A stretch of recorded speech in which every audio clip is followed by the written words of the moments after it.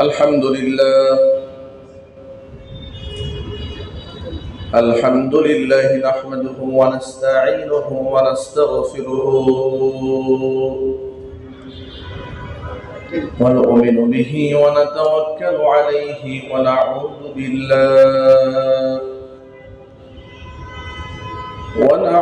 بالله من شرور أنفسنا ومن سيئات أعمالنا من يهده الله فلا مضل له ومن يضلله فلا هادي له ونشهد أن لا إله إلا الله وحده لا شريك له ونشهد أن سيدنا ونبينا وحبيبنا وشفيعنا ومولانا محمدا عبده ورسوله الذي أرسله بالحق بشيرا ونذيرا وداعيا إلى الله بإذنه وسراجا منيرا أما بعد فأعوذ بالله من الشيطان الرجيم بسم الله الرحمن الرحيم إن الله وملائكته يصلون على النبي يا أيها الذين آمنوا صلوا عليه وسلموا تسليما اللهم صل على محمد وعلى آل محمد كما صليت على إبراهيم وعلى آل إبراهيم إنك حميد مجيد اللهم بارك على محمد وعلى آل محمد كما باركت على إبراهيم وعلى آل إبراهيم إنك حميد مجيد মহান আল্লাহ রাব্বুল আলামিনের দরবারে আলিশান লাখ কোটি শুকরিয়া আদায় করছি যে মহান মুনিব তার মহান হুকুম আদায় করার লক্ষ্যে আমাদেরকে যথাসময়ে তার ঘরে উপস্থিত হওয়ার তৌফিক দান করেছেন। হৃদয়ের সবটুকু ভালোবাসা উজাড় করে আল্লাহ পাকের শেখানো ভাষায় শুকরিয়া আদায় করছি। জবান ছেড়ে দিয়ে সকলে একযোগে বলছি আলহামদুলিল্লাহ। রব্বানা লাকাল হামদ হামদান কাসীরা তাইয়িবান মুবারাকান ফীহি রব্বানা লাকাল হামদু কামা ইয়ানবাগী বিজালালি ওয়াজহিকা ওয়া আযীমি সুলতানিকা। আল্লাহ পাক আমাদের জুমার নামাজকে কবুল করুন, আমিন। আমাদের জিন্দেগীর গুনার খাতা আল্লাহ তাআলা মাফ করে দিন, আমিন। অত্র এলাকার সমস্ত মুর্দেগানের কবরে আযাব আল্লাহ তাআলা কিয়ামত পর্যন্ত বন্ধ করে দিন, আমিন। খাস করে হাজী মোহর খানের পরিবারের যত সদস্যরা দুনিয়া থেকে বিদায় হয়েছেন তিনি সহ সকলকে আল্লাহ তাআলা জান্নাতুল ফিরদাউস নসিব করুন, আমিন। এই মসজিদকে আল্লাহ তাআলা কিয়ামত পর্যন্ত কায়েম এবং দায়েম রাখুন, আমিন। মসজিদের সমস্ত হাজাত আল্লাহ পাক তার গায়বে খাজানা থেকে মিটিয়ে দিন, আমিন। আমাদের সকল কিছু চাওয়া পাওয়ার পূর্ণ করে দেওয়ার মালিককে আল্লাহ। আমাদের সকল কিছু চাহিদা কে মেটান? আল্লাহ। আল্লাহ পাকের কাছে ইমানদারের কোনো দোয়া বিফলে যায় না। ইমানদার যত দোয়া করে কোনো দোয়া বিফলে যায় না। দোয়া আর দোয়া ও মুখুল ইবাদা, দোয়া হচ্ছে ইবাদতের মগজ। দোয়া কি ইবাদতের মগজ। দোয়াটাই মুস্তাকিল একটা ইবাদত। আল্লাহর কাছে চাওয়া এটাই একটা ইবাদত, এবং এটা আল্লাহর কাছে বড় পিয়ারা ইবাদত। খুবই পছন্দের ইবাদত হচ্ছে চাওয়া। আর দোয়া মুখুল ইবাদত। যে বান্দা আল্লাহর কাছে যত বেশি চায়, সে ব্যক্তি আল্লাহর কাছে তত বেশি প্রিয় হয়ে যায়। খুব চাইতে হবে রবের কাছে। আর চাওয়ার কিছু সুন্নাহ পদ্ধতি আছে, যেভাবে চাইলে আল্লাহ দোয়া কবুল করেন। এর মধ্যে 1 নম্বর শর্ত হচ্ছে দোয়া করার আগে ইস্তিগফার করা, দুরূদ শরীফ পাঠ করতে হবে, সুন্নাহ। নবী করিম সাল্লাল্লাহু আলাইহি ওয়াসাল্লাম বলেছেন, ওই দোয়া আসমানের ঝুলে থাকে যে দোয়ার শুরুতে আমি মুহাম্মদ সাল্লাল্লাহু আলাইহি ওয়াসাল্লামের দরুদ থাকে না। এই জন্য আমরা দোয়া করার শুরুতে আমরা সবসময় দুরূদ শরীফ পাঠ করি, আল্লাহুম্মা সাল্লি আলা মুহাম্মদ। অর্থ হচ্ছে আল্লাহ নবী সাল্লাল্লাহু আলাইহি ওয়াসাল্লামের উপর দরুদ পাঠ করার পরে বান্দা যখন দোয়া করে, দোয়াটার সাথে সাথে আল্লাহ পাক কবুল করে নেন। দোয়া করার মাসনুন পদ্ধতি হচ্ছে কিবলামুখী হয়ে দোয়া করা। দোয়া করার আরেকটা মাসনুন পদ্ধতি হচ্ছে হাত উত্তোলন করে দোয়া করা।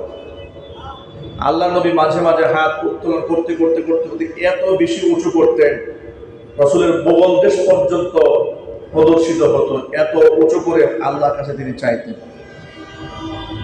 দোয়া করার আরেকটি মাসনুন তরিকা হচ্ছে দৃঢ় প্রত্যয়ের সাথে পরিপূর্ণ আশা নিয়ে রবের সামনে কাকুতি মিনতি করে দোয়া করা, অনুনয় বিনয় করে দোয়া করা। দোয়ার সময় মনের মধ্যে কোনো সংশয় না রাখা। এরকম চিন্তা করে দোয়া করা যাবে না যে আমি হাত তুললাম, এই দোয়া কবুল হবে না, হবে না, নাও হতে পারে। এই জন্য হেলায় খেলায় একটু অলসতা করে দোয়া করা। ইমাম যখন দোয়া করে সম্মিলিত সুরে, অনেকে আমিন বলে, অনেকে বলেন, মানে একটু উদাসীন গাফিল কাবিল ভাব থাকে যে কখন দোয়া শেষ হবে, মোনাজাত কখন শেষ হবে, এরপর আমি এখান থেকে বের হয়ে যাব। আমিন শব্দের অর্থ হচ্ছে ইমাম যা বলল, হে আল্লাহ আপনি তা কবুল করেন। আপনি যদি দোয়ার মধ্যে মশগুল থাকেন, তখন দৃঢ় প্রত্যয়ের সাথে আপনি বলবেন আমিন। আর যদি দোয়ার মধ্যে আপনি না থাকেন, তাহলে না আপনি এই দোয়ার মধ্যে ছিলেন, না আপনি এই দোয়ার দ্বারা কোনো ফায়দামান হচ্ছেন, উপকৃত হচ্ছেন। এই জন্য দোয়া করার সময় মনের মধ্যে এই শঙ্কা কখনোই রাখা যাবে না যে আল্লাহ যদি আমার দোয়া না শোনেন, আল্লাহ তো নাও শুনতে পারেন। এই ধরনের চিন্তা মাথায় রাখা যাবে না। বরং আল্লাহর প্রতি, আল্লাহর রহমতের প্রতি এত প্রত্যাশা, এত বিশ্বাস নিয়ে দোয়া করতে হবে যে পৃথিবীর কারো দোয়া যদি আল্লাহ নাও শোনেন, অন্ততপক্ষে আমার দোয়া আল্লাহ অবশ্যই শুনবেন। এরকম ভরসা নিয়ে রবের কাছে চাইতে হবে। কোরআন মাজিদ আল্লাহ পাকের ওয়াদা হচ্ছে, ওয়াইদা সাআলাকা ইবাদি আন্নী ফাইন্নী করিব। আমার বান্দা যখন আপনার কাছে আমার ব্যাপারে জানতে চায়, আপনার জবাব দিতে হবে না হে রাসূল, আমি জবাব দিয়ে দিচ্ছি আমার বান্দাদেরকে, ফাইন্নী করিব, আমি বান্দার খুব কাছাকাছি আছি। বান্দার কত কাছে আছি শোনো, ওয়া নাহনু আকরাবু ইলাইহি মিন হাবলিল ওয়ারিদ। বান্দার শরীরের ঘাড়ের উপর যেমন মাথাটা দাঁড়ায় থাকে, এই ঘাড়ের মধ্যে যে শাহরগ থাকে, নিজের কাছে রগ, মোটা রগ, যেগুলো রগের উপর মাথা দাঁড়িয়ে থাকে, ওই রগটা তার দেহের যতটা কাছে, আমি আল্লাহ তাআলা বান্দার তার থেকেও বেশি কাছে। বান্দার সব কথা আমি শুনি। সব কথা কে শোনেন? আল্লাহ পাক সব শুনতে পান। অনেক সময় লোকেরা দোয়া করে হতাশ হয়ে যায়, বলতে থাকেন, হে হুজুর আপনারাই তো বলেন দোয়া করতে দেরি হয়, আল্লাহ কবুল করতে দেরি করে না। কিন্তু আল্লাহর কাছে কত কিছু চেয়েছি, কিন্তু আল্লাহ তো সব দোয়া কবুল করেন নাই। তাহলে বিষয়টা কি দাঁড়ালো? আপনারাই বলেন দোয়া করতে দেরি হয়, দোয়া শুনতে দেরি হয় না। কোরআন শরীফ আয়াতের মধ্যে আছে, বান্দা যখনই আমাকে ডাকে, বান্দার ডাকে আমি আল্লাহ সাড়া দেই। আপনারা বলেন তো আল্লাহ তাআলা কি কোরআনে মিথ্যা কথা বলেছেন? তা আল্লাহ তো বললেন, উজিবু দাওয়াতাদ দাঈ ইযা দাআন, বান্দা ব্যক্তি যখন আমাকে যে কেউ ডাকে, আহ্বান করে, আমার কাছে চায়, আমি সাথে সাথে তার ডাকে সাড়া দিই। আল্লাহ বলে কোরআনের সাথে সাথে সাড়া দেয়, কিন্তু আমরা তো প্রতিফলন দেখি না। কত কিছুই তো আল্লাহকে বলি, সব তো শুনে না। এ কথার ব্যাখ্যা কি? এ কথার ব্যাখ্যা রয়েছে তিনটি। কয়টি যদি বলেন তো ভাই? তিনটি ব্যাখ্যা আছে। মুসলিম শরীফের হাদিসের মধ্যে এসেছে, বান্দা যখন দোয়া করে, ইমানদার বান্দার কোন দোয়া আল্লাহ বিফলে দেন না। দোয়া করার পরে বান্দার জন্য তিনটি যে কোনো একটা বিষয় বরাদ্দ হয়ে যায়। বান্দা যে জিনিসটা রবের কাছে চেয়েছে, আল্লাহ যদি তার জন্য সেটা কল্যাণকর মনে করেন, তাহলে সাথে সাথে আল্লাহ পাক বান্দাকে সেটাই দান করে দেয়। আর যদি রব তার জন্য বান্দা যা চেয়েছে, বান্দা নিজের কল্যাণ মনে করছে যে হ্যাঁ এর মধ্যে আমার কল্যাণ আছে, কিন্তু ইন ফিউচার ভবিষ্যতে এর দ্বারা আমার লাভ হবে না ক্ষতি হবে, সেই ভবিষ্যতের জ্ঞান কি আমার আছে? সবাই বলে। আমি প্রেজেন্ট দেখলাম, আমার কাছে মনে হচ্ছে বাহ্যিক দৃষ্টিতে যে এই কাজটা করলে, এই জিনিসটা পেলে আমার ভালো হবে, কিন্তু এমন তো হতে পারে আমি যা ভালো মনে করছি সেটা আমার রব জানেন যেটা আমার জন্য ভবিষ্যতে মঙ্গল বয়ে আনবে না, এটা আমার অমঙ্গল হয়ে যাওয়ার কারণ হতে পারে। ঠিক কিনা যদি বলেন? আল্লাহ রাব্বুল আলামিন আমাকে সেটা দিলেন না দিয়ে, তাহলে প্রথম বিষয় হচ্ছে আল্লাহ পাক দোয়া শোনা। এক নম্বর অর্থ হচ্ছে কল্যাণ মনে করলে সাথে সাথে আল্লাহ পাক দান করেন। দ্বিতীয় নম্বর ব্যাখ্যা হচ্ছে বান্দার দোয়া কবুল হয়েছে কনফার্ম, কিন্তু বান্দা যা চেয়েছে সেটা আল্লাহ পাক তার জন্য কল্যাণ মনে না করে এর থেকে উত্তম কিছু আল্লাহ রাব্বুল আলামিন পরকালে বান্দার জন্য বরাদ্দ করে লিখে দিয়েছে। এটা হচ্ছে দ্বিতীয় নম্বর ব্যাখ্যা। আরেকটা ব্যাখ্যা হচ্ছে বান্দা যখন দোয়া করেছে, আল্লাহ পাক সে দোয়া শুনেছে। বান্দা যা চেয়েছে আল্লাহ পাক সেটা দেন নাই, বরং বান্দা তাৎক্ষণিক যে মাধ্যমে উপকৃত হতো বলে সে মনে করেছে, এর থেকেও সামনে বিরাট একটা আগত ভয়ঙ্কর বিপদ ছিল তার। এই দোয়ার মাধ্যমে আল্লাহ তাআলা তার জীবনে আগত বিপদকে আল্লাহ রাব্বুল আলামিন তার সামনে থেকে সরিয়ে নিয়ে গেছে। এই হচ্ছে তিনটি ব্যাখ্যা। এর মানে হচ্ছে বান্দার কোনো দোয়া বিফলে যায় না, নিষ্ফল হয় না। এই জন্য সুযোগ পেলেই চাবো কার কাছে? জনগণ কার কাছে? সুযোগ পেলে আল্লাহর হাত বাড়াবে, একেবারে মন প্রাণ উজাড় করে যা চাওয়ার তাই চেয়ে নেবে। প্রতিনিয়ত ইস্তিগফার আমল করবে, এত বেশি ইস্তিগফার আমল করবে। ইমাম আহমদ ইবনে হাম্বল রাহমাতুল্লাহি আলাইহি জীবনের মধ্যে এসেছে, আহমদ ইবনে হাম্বল রাহমাতুল্লাহি আলাইহি পথিক মুসাফির সফর করে দূর থেকে কোথাও যাচ্ছে। চলতে চলতে প্রচন্ড শীতের রাতে একটা মসজিদে গিয়ে তিনি এশারের নামাজ জামাতে আদায় করেছেন। জামাতে নামাজ আদায় করার পরে মসজিদের কোনায় এক জায়গায় চুপচাপ করে বসে আছেন। মসজিদের দায়িত্বশীল যারা ছিলেন তারা বললেন, এই বুড়া মানুষ বের হও মসজিদ থেকে। আহমদ ইবনে হাম্বল রাহমাতুল্লাহি আলাইহির পরিচয় দান করেন। সুবহানাল্লাহ বলেন।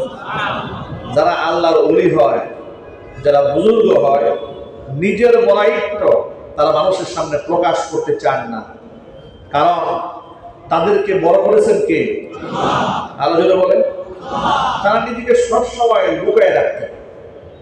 আহমদ ইবনে হাম্বল মুসনাদে আহমদ হাদিস গ্রন্থ যার হাতে লেখা, এত বড় ইমাম, এত বড় মুহাদ্দিস, তার মুসনাদে আহমদে বর্ণিত হাদিসের সংখ্যা 50,000 উপরে।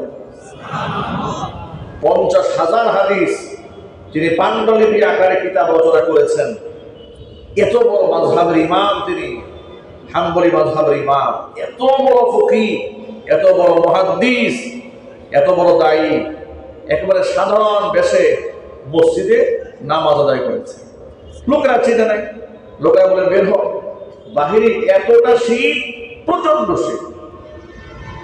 প্রচন্ড শীত হওয়ার কারণে আহমদ ইবনে হাম্বল কর্তৃপক্ষকে বললেন যে এটা তো মুসল্লিদের জন্য মসজিদ। বলে হ্যাঁ, তা আমি তো এশার নামাজ পড়েছি, আমি এখান থেকে একেবারে ফজরের নামাজ আদায় করে বের হয়ে যাব।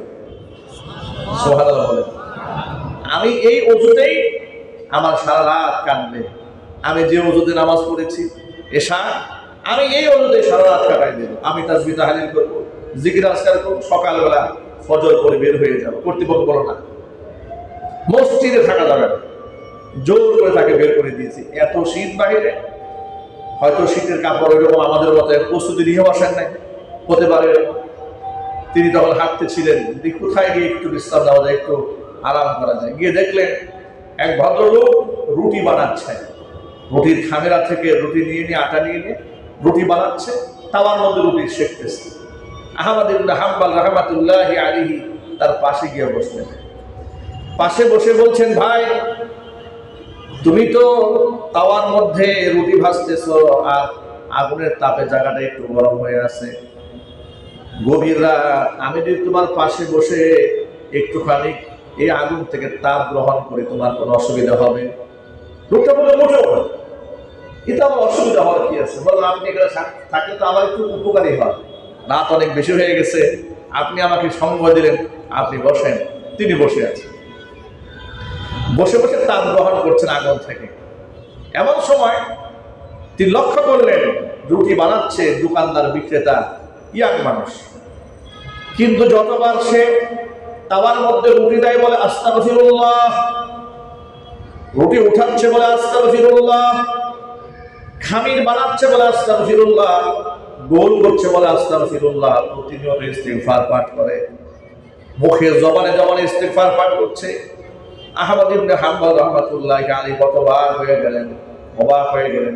একটা সাধারণ রাস্তার ফুটপাতে বসে রুটি বিক্রেতা এ কত বড় আল্লাহর ওলি, কথায় কথায় ইস্তিগফার পাঠ করে, কথায় কথায় ইস্তিগফার পাঠ করে, এমন এমন আমার মানুষ তো সহজে দেখতে পাই না সহজে। জিজ্ঞেস করলেন ব্যাপার কি, আপনি কথায় কথায় আস্তাগফিরুল্লাহ আস্তাগফিরুল্লাহ বলেন কেন? তিনি বললেন, পথিক মুসাফির শোনো, এই আমল করতে করতে আল্লাহ তাআলা আমাকে কোথায় উঠায় নিয়ে গেছে। আমাকে আল্লাহ রাব্বুল আলামিন মুস্তাজাবুদ দাওয়া বানিয়ে দিয়েছেন। আমি দোয়া করতে দেরি হয় কিন্তু রবের কাছে কবুল হতে দেরি হয় না। আমি আমার জীবনে যা চেয়েছি আমি সব পেয়েছি। ইস্তিগফার করতে করতে আল্লাহ পাক আমাকে এত উচ্চ মর্যাদায় আসীন করে দিয়েছেন। আমি যা দোয়া করি সেটাই আমার আল্লাহ কবুল করে নেন, কোনো দোয়া বিফলে যায় না। আমার জবান এত পাক হয়েছে ইস্তিগফার করতে করতে, এতটা পবিত্র হয়েছে, আল্লাহর কাছে এমন ভাবে মাকবুল হয়ে গেছে। আমার জীবনের যত দোয়া করেছি কোনো দোয়া বিফলে যায় নাই, সব দোয়া আল্লাহ পাক কবুল করে নিয়েছেন। জোরে বলেন সুবহানাল্লাহ। তবে আমার মনের মধ্যে একটা কষ্ট আছে। উনি বলছেন দোকানদার বলে, একটা কষ্ট মনের মধ্যে আছে, একটা দোয়া আল্লাহ তাআলা কেন কবুল করেন নাই সেটা আমি বুঝি না। ওই কি দোয়া? বলে, আমি আল্লাহর কাছে দীর্ঘদিন ধরে দোয়া করেছি, আল্লাহ এই জগতের এই জামানার শ্রেষ্ঠ আলেম ইমাম আহমদ ইবনে হাম্বলকে যদি কোনোদিন আমি দেখতে পেতাম তাহলে তার কপাল ধরে আমি চুমা খাইতাম। এই একটা দোয়া আল্লাহ কবুল করেন নাই, কেন যে কবুল করেন নাই এটা আমি জানি না। আহমদ ইবনে হাম্বল রাহমাতুল্লাহি আলাইহি তার কথা শুনে একেবারে আবেগ আপ্লুত হয়ে পড়লেন। এতক্ষণ পর্যন্ত নিজেকে লুকিয়ে রেখেছেন, আড়াল করে রেখেছেন। এ কথার পরে তিনি আর নিজেকে গোপন রাখতে পারলেন না। আহমদ ইবনে হাম্বল রাহমাতুল্লাহি আলাইহি দাঁড়ালেন, দাঁড়িয়ে রুটি বিক্রেতার সাথে বুকের সাথে বুক মিলালেন, আলিঙ্গন করলেন আর নিজের পরিচয় ব্যক্ত করলেন, আল্লাহর বান্দা, তোমাকে যেহেতু আল্লাহ তাআলা জীবনের সমস্ত আশাকে পূরণ করে দিয়েছেন, আহমদ ইবনে হাম্বলের সাথে দেখা হলে কপালকে চুম্বন করবে। আল্লাহ রাব্বুল আলামিন সেই সৌভাগ্য তোমার মনের তামান্নাকে পূরণ করার জন্য আল্লাহ তাআলা আহমদ ইবনে হাম্বলকে তোমার রুটির দোকানে পাঠিয়ে দিয়েছে। আহমদ ইবনে হাম্বল রাহমাতুল্লাহি আলাইহিকে রুটি বিক্রেতা বেচারা বুকের সাথে আলিঙ্গন করলেন, কপালের মধ্যে চুমা খাইলেন। সুবহানাল্লাহ। ভাইরা, এই জবানটাকে পাক রাখেন, প্রতিনিয়ত ইস্তিগফার পাঠ করেন। আল্লাহর নবীর জীবনে কোনো গুনাহ ছিল না, অথচ আল্লাহর হাবিব প্রতিদিন 70 বারের উপর আল্লাহর কাছে মাগফিরাত কামনা করেছেন। কোন বর্ণনার মধ্যে এসেছে শতবার আল্লাহর কাছে শুধু মাগফিরাত কামনা করতেন, চাইতেন আল্লাহ আমাকে তুমি মাফ করো, আল্লাহ তুমি আমার গুনাহকে ক্ষমা করে দাও, আল্লাহ আমার গুনাহকে তুমি ক্ষমা করে দাও। এইভাবে ক্ষমা প্রার্থনা করতেন। জোরে বলেন সুবহানাল্লাহ। দোয়া কখনো বিফলে যায় না। প্রতিনিয়ত রবের সামনে সিজদায় পড়ে থাকবেন, চাবেন আল্লাহর কাছে। কিয়ামান ওয়া কুউদান, দাঁড়িয়ে বসে, রুকুআন, রুকুতে, সিজদাতে সব সময় রবের কাছে চাইতে থাকবেন। হাদিসে কুদসিতে এসেছে, বান্দা যখন প্রথমবার আল্লাহর কাছে কিছু চায়, আল্লাহ পাক খুশি হয়ে বান্দাকে প্রদান করেন। দ্বিতীয়বার আবার যখন চায়, বান্দাকে আল্লাহ আবার দান করেন। তৃতীয়বার যখন চান, তৃতীয়বার আল্লাহ পাক বান্দাকে আবারও দান করেন। চতুর্থবার যখন চান, আল্লাহ পাক তখনও দান করেন। পঞ্চমবার যখন চান, শুধু দান করে আল্লাহ ক্ষান্ত হন না। ফেরেশতাদেরকে আল্লাহ পাক হুকুম করেন, ও ফেরেশতারা আমার এই বান্দার নামটা আমার যারা নিকটতম বান্দা আছে, মুকাররাবিন যারা আছে, নৈকট্যপ্রাপ্ত বান্দাদের তালিকায় তার নামটা উঠাইয়া দে। আল্লাহর থেকে আপন আর কেউ হয় না, ঠিক কিনা ভাই বলেন? আল্লাহ আমাদের কত আপন, কত মহব্বত করেন। আমাদের মা, আমাদের বাবা, তারা আমাদের অনেক আপন। সেই মায়ের কাছেও একবার, দুবার, চারবার, পাঁচবার চাইলে এক সময় বিরক্ত হয়ে মুখ ফিরিয়ে নেয়। আর আল্লাহ আমাদের এতটা আপন যে আল্লাহর কাছে একবার চাইলে আল্লাহ খুশি হন, দুবার চাইলে খুশি হন, তৃতীয়বার চাইলে খুশি হন, চতুর্থবার চাইলে আরো খুশি হন, পঞ্চমবার চাইলে শুধু খুশি হন না, নৈকট্য প্রাপ্ত বান্দাদের তালিকায় আল্লাহ তাআলার নামটা উঠে নেন। ইমানদার বান্দার কোনো দোয়াই বিফলে যায় না যদি তার চাওয়ার মধ্যে কোনো গুনাহ না থাকে। সে যা চেয়েছে তার মধ্যে হারাম কিছু না থাকে, মাসিয়াত না থাকে। হারাম কি, যেমন কি হতে পারে লক্ষ্য করেন। লক্ষ্য করে আপনি হাত করে বলেন, রব্বুল আলামিন তুমি আমাকে সাহায্য করো, আমি যেন পাশের বাড়ির জমিটা জোর করে দখল করতে পারি। কি লক্ষ্য হবে? কথা বলে শুরু করেন। আল্লাহ তাআলা বহুত কষ্ট করে একটা সিনেমা বানিয়েছি, সিনেমায় ইনকাম যেন খুব ভালো হয়। আল্লাহ তুমি তৌফিক দান করো। ওই যে গত কয়েক বছর আগে দেখলাম, কোন সিনেমা মুক্তির আগে সিনেমার নায়ক, নায়িকা এবং প্রযোজক সবাই মিলে এক হুজুরকে দিয়ে কিছু দোয়া করানোর জন্য, একজন আলেমকে নিয়েছে দোয়া করানোর জন্য, সিনেমা উদ্বোধন করবে, যাতে করে এই সিনেমায় ভালো লাভ হয়। আহা, মানুষ জাহেল হয়, মূর্খ হয়, এই জাতের মূর্খ হয়। এরপর আবার দেখেছি ওই রাস্তায় রাস্তায় বড় বড় মূর্তি বানিয়েছে না, মূর্তি বানিয়ে মূর্তি উদ্বোধন করে হুজুর দিয়ে ইমাম সাহেবকে দাওয়াত দিয়েছে, হুজুর আসেন আজকে ভাস্কর্য উদ্বোধন হবে। সব মিলে মূর্তির সামনে রেখে আল্লাহর কাছে হাত তুলছে। আহা, পাগলামির তো একটা লিমিট থাকা উচিত, ভণ্ডামির তো একটা সীমা থাকা উচিত। কথা বলছে কিনা বল? আপনি যা চাচ্ছেন, যে বিষয়ে চাচ্ছেন, কাজটি যদি নিষিদ্ধ না হয়, হারাম না হয়, মাসিয়াত না হয়, নাফরমানি না হয়, অবাধ্যতার বিষয় না হয়, সীমা লঙ্ঘনের বিষয় না হয়, যদি আপনার চাওয়া বিষয়টি বৈধ হয়, আর আপনি যদি হালাল রিজিকধারী হন, তাহলে আপনার একটি দোয়া আল্লাহ বিফলে ফেলবে। সুবহানাল্লাহ বলেন। একেবারে হুজুর খতিব সাহেব থেকে শুরু করে আপনা থেকে আপনা, যত নিম্ন স্তরের মানুষ হোক না কেন, যত নিম্ন শ্রেণীর মানুষ তো নিম্ন শ্রেণীতে হয় না, মানে কাজকর্মের দিক থেকে সমাজ দৃষ্টিতে যাদেরকে তুচ্ছ মনে করা হয়, আসলে তারা তুচ্ছ নয়, রবের কাছে তারা তুচ্ছ নয়। এই পৃথিবীতে এমন অসংখ্য ব্যক্তিরা যাদেরকে এই দুনিয়াতে চেয়ার দেওয়া হতো না, হাদিস শরীফে এসেছে কিয়ামতের দিন ওরা ওই চেয়ারওয়ালা ব্যক্তিদের আগে হাসতে হাসতে আল্লাহর জান্নাতে চলে যাবে।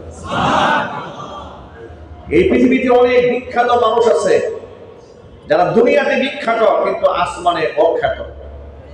আবার এই পৃথিবীতে এমন মানুষও আছে দুনিয়াতে একেবারেই অখ্যাত, কেউ চেনে না, জানে না, কিন্তু আসমানে তারা বিরাট বিখ্যাত। সুবহানাল্লাহ বলেন। কিছু কিছু মানুষ এই পৃথিবীতে মারা গেলে আসমান তাদের জন্য কান্না করে, জমিন কান্না করে। এমনকি কিছু কিছু আত্মা এই দুনিয়া থেকে কবজ হয়ে যাওয়ার পরে আসমানের দরজা খোলার জন্য আত্মা নিয়ে যখন পারমিশন চাওয়া হয়, তখন পারমিশন দেওয়া হয় না। বলা হয় না এই আত্মা ইন্দিগিনে যাওয়ার উপযুক্ত নয়, ওকে সিজ্জিনে পাঠিয়ে দাও। ওই আত্মা উপরে অ্যাকসেপ্ট হয় না, গৃহীত হয় না। কিন্তু আবার কিছু কিছু আত্মা এমন হয় যে ফেরেশতারা আত্মা রূহটা কবজ করার পরে রহমতের ফেরেশতারা, জান্নাতের ফেরেশতারা এই আত্মা কার হাত থেকে কে নেবে, কার কুলে বহন করবে, কার হাতে বহন করবে, এটার জন্য মুসাবাকা, একেবারে প্রতিযোগিতার মধ্যে ধাবিত হয়ে যায়। নবী করিম সাল্লাল্লাহু আলাইহি ওয়াসাল্লাম একদিন বসে আছেন,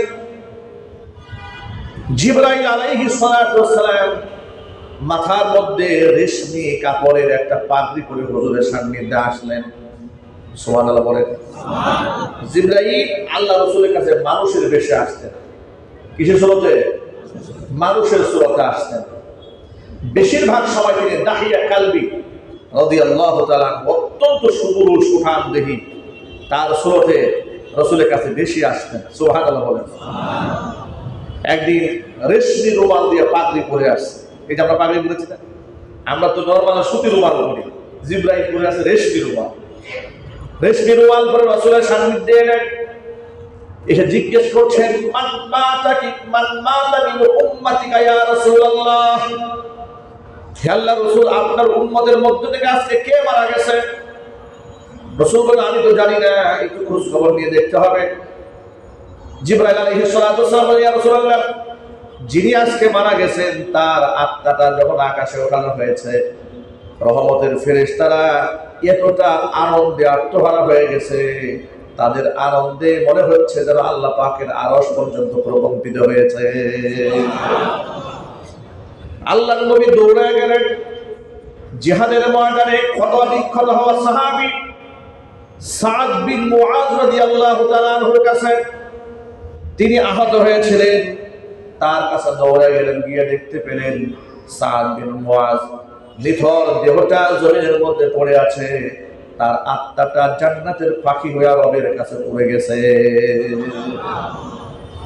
এই সাদ বিন মুআজ রাদিয়াল্লাহু তাআলা আনহু এত সম্মানিত কেন হলেন? তার আত্মা ফেরেশতারা নিয়ে এত আনন্দে আত্মহারা কেন হয়েছিলেন? কারণ শোনেন, সাদ বিন মুআজ রাদিয়াল্লাহু তাআলা আনহু জীবদ্দশায় ইসলাম ধর্ম গ্রহণ করার পরে এমন কোন জিহাদি মিশন ছিল না, এমন কোন গজওয়া ছিল না যেখানে তিনি অংশগ্রহণ করেননি। অংশগ্রহণ করেছেন, প্রতিনিয়ত শহীদ হওয়ার তামান্না অন্তরে পেশ করতেন।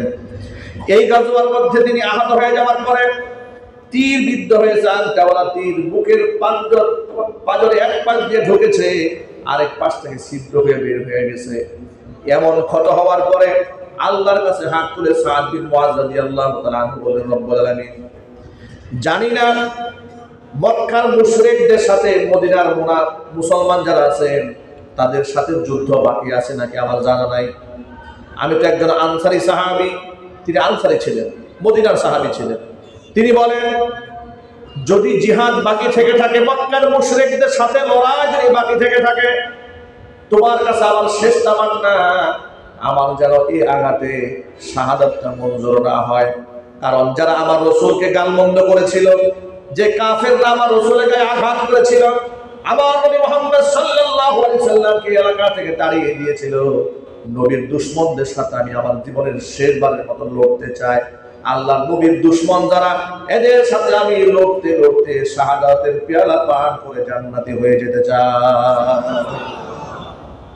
আর যদি মক্কার মুশরিকদের সাথে মুসলমানদের আর কোনো জিহাদ বাকি না থাকে, হে আল্লাহ, তোমার কাছে আমার তামান্না আমার এই আঘাতেই যেন আমার শাহাদাতটা মঞ্জুর হয়ে যায়। যেহেতু মক্কার মুশরিকদের সাথে মুসলমানদের আর কোনো জিহাদ হয় নাই, মক্কা বিজয় তো হয়ে গেল কিছুদিন পরে, জিহাদের কোনো প্রয়োজন পড়েছে? প্রয়োজন পড়ে নাই। আল্লাহ রাব্বুল আলামিনের এই পেয়ারা বান্দা মুহাম্মদ সাল্লাল্লাহু আলাইহি ওয়াসাল্লামের এই খাঁটি উম্মত এতটা মুখলিস, এতটা মহব্বত রাসূলের প্রতি রাখতেন জীবনের শেষ মুহূর্ত পর্যন্ত তামান্না রেখেছে রাসূলকে যারা কষ্ট দিয়েছে আমি তাদের বিরুদ্ধে লড়তে চাই। জোরে বলেন আল্লাহু আকবার।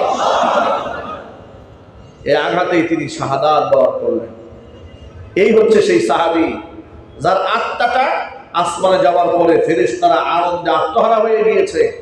কার হাত থেকে কে নেবে মনে হচ্ছে আল্লাহ পাকের আরশ পর্যন্ত প্রকম্পিত হচ্ছে ফেরেশতাদের আনন্দ দেখে। জোরে বলেন সুবহানাল্লাহ। অনেক মানুষ এই দুনিয়া থেকে বিদায় হওয়ার পরে আসমান কাঁদে, জমিন কাঁদে, ফেরেশতাদের কাছে মূল্যায়িত হয়, অথচ দুনিয়াতে অনেক মানুষ তাদেরকে চেনেও না, জানেও না। এই জন্য আমি সকলের প্রতি উদাত্ত আহ্বান জানাই, দোয়া করতে কেউ পিছপা হবেন না। দোয়া আল্লাহর কাছে বড় প্রিয় আমল। হাদিস শরীফের মধ্যে এসেছে, নবী করিম সাল্লাল্লাহু আলাইহি ওয়াসাল্লাম বলেছেন, বান্দা যখন আল্লাহর কাছে হাত তুলে, বান্দা যখন আল্লাহর কাছে কিছু চায়, চোখের পানি যখন বান্দা ছাড়ে, চোখের পানি নাকের ডগায় আসার আগে বান্দার মনের যত কামনা বাসনা আছে সমস্ত তামান্নাগুলো আল্লাহ তাআলা পূর্ণ করে দেয়। জিন্দেগীর সব গুনার কাটা আল্লাহ তাআলা মাফ করে দেন। সুতরাং সকলের দোয়া আল্লাহ শোনেন, কারো দোয়া আল্লাহ বিফলে দেন না। আল্লাহর প্রতি এই সুধারণা রেখে আল্লাহর কাছে দোয়া করবেন, বলেন ইনশাআল্লাহ। মনের মধ্যে কোনোদিন কথা রাখবেন না যে হুজুরের দোয়া আল্লাহ শুনবে, পীর সাহেবের দোয়া আল্লাহ শুনবে, ওনাদের সাথে আল্লাহর ভালো কানেকশন আছে, আমি গুনাহগার মানুষ, আমার দোয়াকে আল্লাহ শুনবে, এই চিন্তা মাথায় জায়গা দেবেন। কথাটা মনে থাকবেন ভাই ইনশাআল্লাহ। একবার দৃঢ় প্রত্যয়ের সাথে রবের কাছে চাবেন। বান্দা যখন আল্লাহর কাছে চায়, বান্দার মর্যাদা আল্লাহ পাক বৃদ্ধি করে দেন। এমন ব্যক্তি, যে ব্যক্তি জীবনে 100টা মানুষ খুন করেছে, তাকে যদি আল্লাহ ক্ষমা করতে পারেন, আমি আপনি তো শত মানুষকে খুন করি নাই, কেন আল্লাহ আমাদের ক্ষমা করতে পারবেন না?